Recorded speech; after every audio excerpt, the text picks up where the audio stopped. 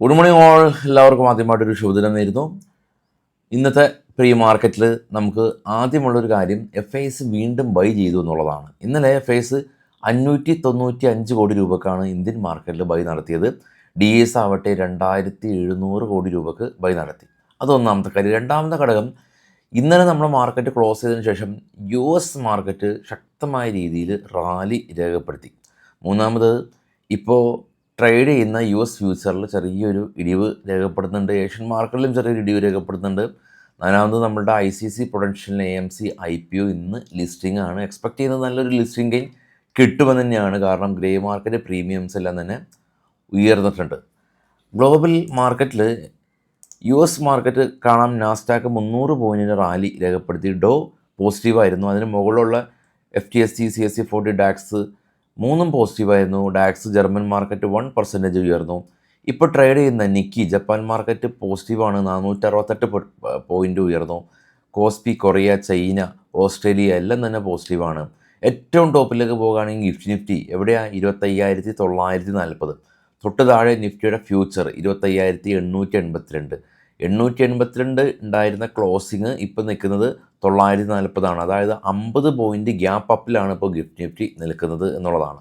കൂടാതെ തന്നെ US മാർക്കറ്റിൽ ലിസ്റ്റ് ചെയ്ത ഇൻഫോസിസ് 5% റാലി ഉണ്ടായിരുന്നു.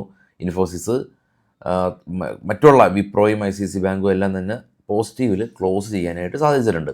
ഒറ്റ വാക്കി പറയുകയാണെങ്കിൽ, ഇന്നലെ നമ്മുടെ IT കമ്പനീസാണ് ഇവിടെ നമ്മുടെ നിഫ്റ്റിയുടെ മുന്നോട്ട് കൊണ്ടുപോയിട്ടുള്ളത്. അല്ലെങ്കിൽ നിഫ്റ്റിയുടെ ടോപ്പ് ഗെയിനേഴ്സ് ആയിട്ടുള്ളതെല്ലാം തന്നെ IT കമ്പനീസാണ്. അതേ IT കമ്പനീസ് US മാർക്കറ്റിലും ലിസ്റ്റ് ചെയ്തിട്ടുണ്ടല്ലോ, അവിടെയും പോസിറ്റീവാണ്. ഇന്നലെ US മാർക്കറ്റ് ഗംഭീര റാലി രേഖപ്പെടുത്തി. യൂറോപ്യൻ മാർക്കറ്റും ഗംഭീര റാലി രേഖപ്പെടുത്തി.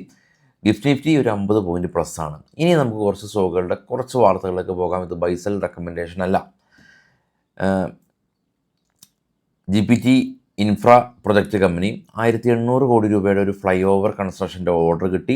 റിലയൻസ് ഇൻഡസ്ട്രീസ് തമിഴ്നാട് ബേസ്ഡ് ആയിട്ടുള്ളൊരു അഗ്രോ ഫുഡ്സിനെ അവർ അക്യൂർ ചെയ്തു. BPCL കമ്പനി കോൾ ഇന്ത്യ ആയിട്ടൊരു ജോയിൻറ്റ് വെഞ്ചർ കോൺട്രാക്റ്റ് സൈൻ ചെയ്തിട്ടുണ്ട്.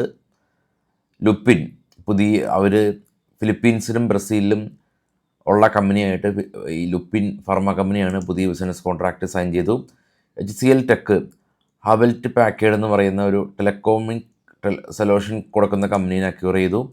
സീമക്ക് കമ്പനി ഇവർക്ക് $3.25 മില്യൺ ഓർഡർ കിട്ടി. റിഫ്ലക്സ് ഇൻഡസ്ട്രീസ് കമ്പനി ഇവർക്ക് വിൻഡ് ടർബൈൻ സപ്ലൈ ചെയ്തതിന് വേണ്ടിയിട്ടുള്ളൊരു ഓർഡർ കിട്ടി.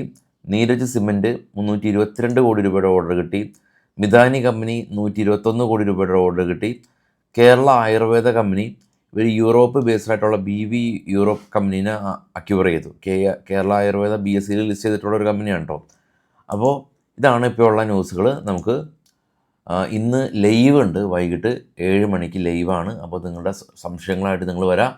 വൈകിട്ട് 7 മണിക്ക് ലൈവിൽ കാണാം. Thank you all.